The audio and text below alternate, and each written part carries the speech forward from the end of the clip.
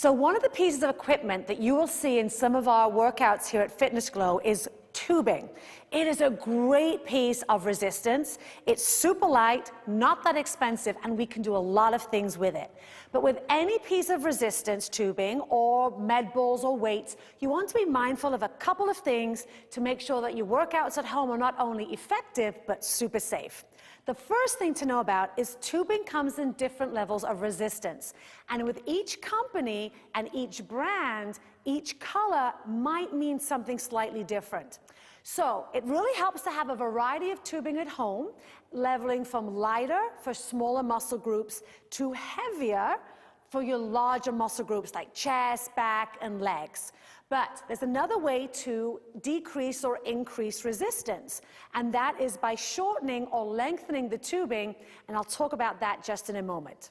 First rule of thumb is, after you know what type of resistance you have, and it's a good idea to try it out at the store or make sure you've listened to the resistance and how it feels on your body before you actually do the workout, is to check your tubing. What do I mean? The first thing before any workout is to look at your tubing and physically take a 10-second check, starting at the handles and then running your fingers down the tubing to make sure there are no nicks. If there's a slight little nick, throw it away. Don't even mess with it. Wear and tear tends to happen in the handles, but not after a long period of time. But sometimes you'll find like a little wear and tear in the middle of the tubing, and don't use it. Just throw it away, and it's cheap enough that you can buy a new piece of tubing. So after you've checked the wear and tear of your tubing, we want to talk about how do we increase or decrease resistance. One is the tubing itself, and the other is you can shorten up on the tubing. The shorter it is, the more resistance you have. The longer it is, the less resistance you have. Here's one thing to be mindful of, and this is unique to resistance tubing. There's a property called elastic to plastic.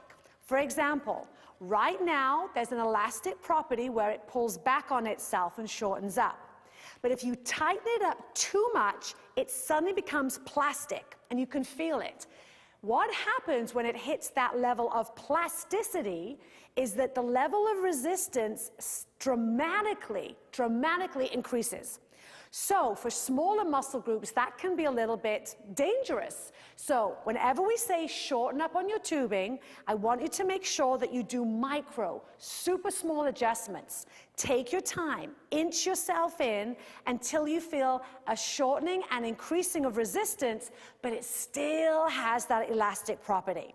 Perfect. Last thing to be super mindful of is what we call the foot wrap.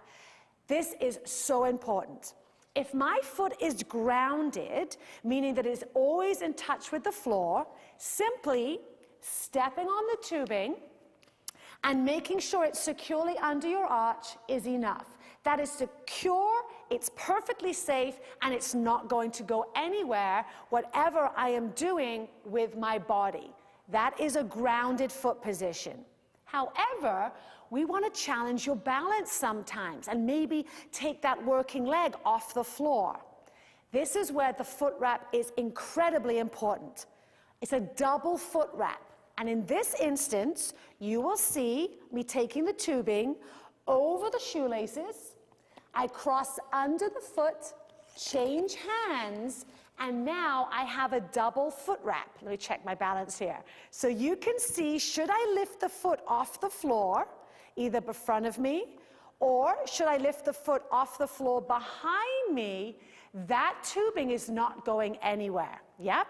So the things to think about are your foot wraps. Take your time in the setup. It's not just about the actual exercise, but the execution of how you move into it and out of it, especially with the foot wrap. Secondly, always check your tubing at the beginning of every workout, and maybe even also at the end of every workout, so you can be prepared ahead of time. Lastly, remember, elastic to plastic. If ever you only have one piece of tubing, which is fine, as you shorten up the grip, do micro adjustments so you can listen to your body and know when the tubing and the resistance is perfect for your workout today. Remember, listen to your body, Resistance tubing is a wonderful tool to use in your workouts, and just enjoy. Make sure the workouts are not only fun, effective, but safe.